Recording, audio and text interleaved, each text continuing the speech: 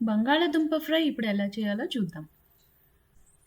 ముందుగా కావాల్సినవి బంగాళాదుంపలు, కట్ చేసి పెట్టుకున్న ఉల్లిపాయ, మిరపకాయలు, 1 టీ స్పూన్ ఆవాలు, 1 టీ స్పూన్ జీలకర్ర, 1 టేబుల్ స్పూన్ పచ్చిశనగపప్పు మరియు ఉప్పు, కారం సరిపడినంత.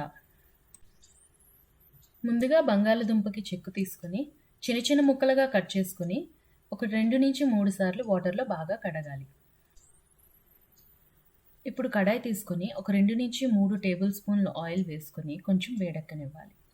తర్వాత ఆవాలు, జీలకర్ర వేసి 1 నిమిషం పాటు లో ఫ్లేమ్లో వేయించాలి. ఇప్పుడు పచ్చిశనగపప్పు, ఉల్లిపాయ ముక్కలు, పచ్చిమిరపకాయలు వేసి ఒక 2 నుంచి 3 నిమిషాలు వేయించాలి.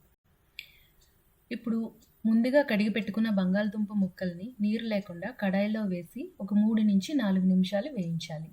అవసరం అనుకుంటే కొంచెం ఎక్స్ట్రా ఆయిల్ యాడ్ చేయండి. ముక్కలు కొంచెం వేగిన తర్వాత కారం, ఉప్పు యాడ్ చేసుకొని గోల్డెన్ బ్రౌన్ కలర్ వచ్చేంత వరకు ముక్కల్ని కొంచెం వేయించాలి.